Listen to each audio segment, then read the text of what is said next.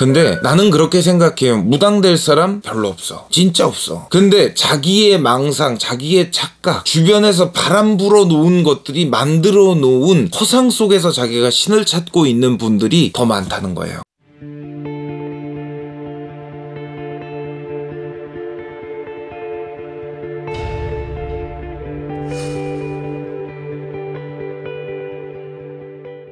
안녕하세요. 오락산 꽃도령입니다.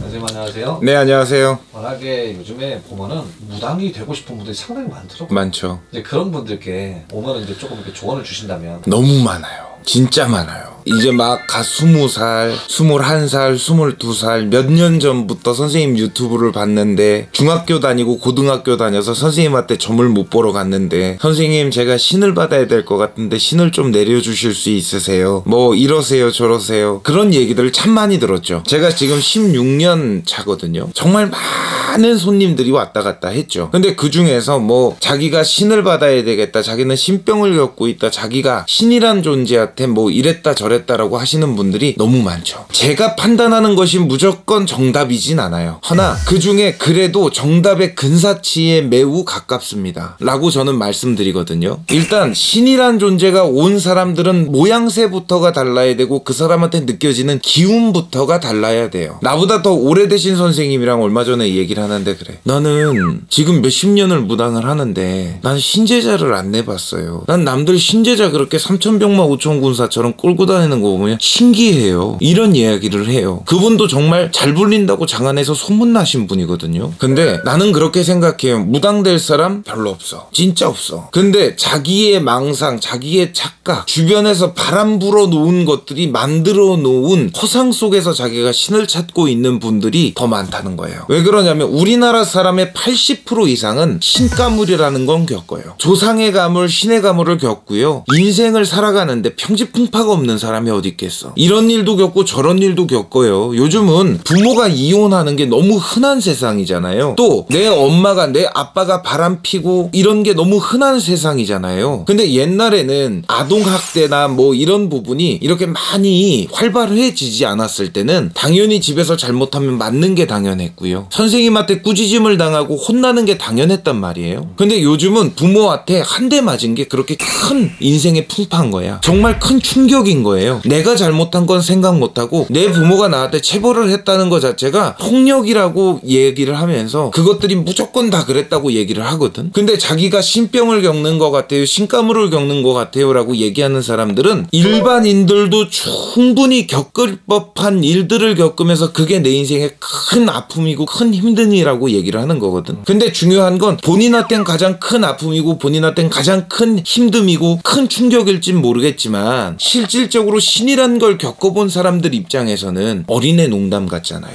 어른들이 희롱하는 것 같고 또 잔내비가 장난치는 것 같단 말이에요. 과대해서 그래. 무당들도 그래 그게 그런 거야, 이런 거야, 저런 거야 이런 얘기를 해. 그 다음 또 가만히 앉아서 내가 술을 한 잔 마시다 보니까 저 사람이 이런 느낌인 것 같아.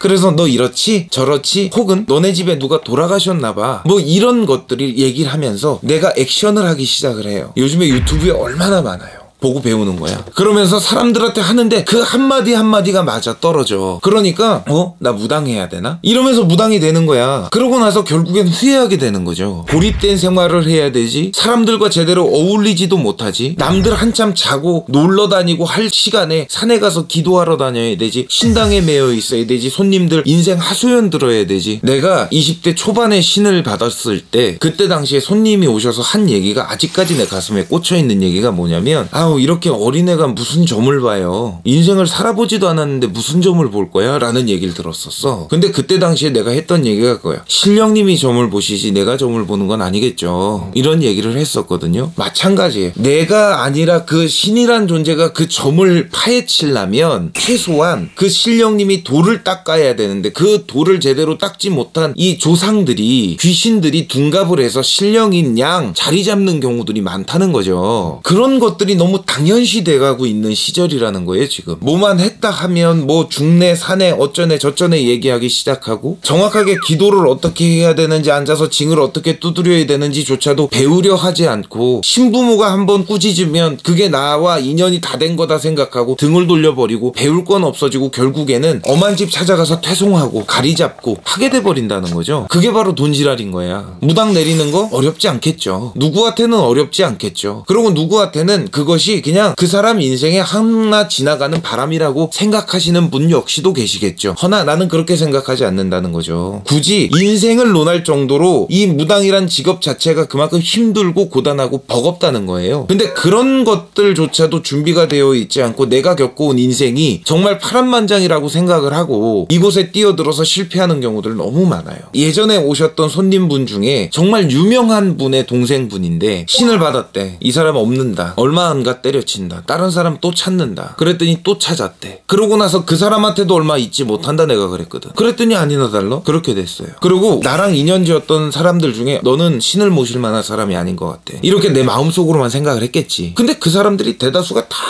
끝이야. 그러니까 그만큼 이 철부지지부지 같은 사람들은 신령님을 모시고 살아가기가 매우 힘들어요. 매우 버거워요. 언제까지 응석 부리면서 언제까지 신령님한테 매달리지 않고 그러고 살겠냐고요. 정말 신이 올바르게 내려서 정말 이빨 꽉 깨물고 내가 어떻게든 성공을 해봐야 되겠다, 어떻게든 소문을 내봐야 되겠다 싶으면 돼요. 허나 그 준비가 안 돼 있는 사람들은 이 신이라는 자체에 이렇게 발을 담글려 하면 안 돼. 무슨 말인지 이해가시죠? 내가 우리 집에서 점을 보면서 그런 얘기를 많이 해요. 이런 신가물이 있는 사람은 그래 네가 신을 받을 수는 있겠지. 허나 얼마 안 가 아플 거다. 하지 말아라. 아예 초장에 발을 담그지 말아라. 이런 얘기를 많이 해요. 여러분들 확실해요. 초장에 발 안 담그는 게 제일 현명한 방법 중에 하나예요. 이 부분 명심하셔야 돼요. 아시겠죠? 다음 시간에 또 뵙겠습니다. 감사합니다.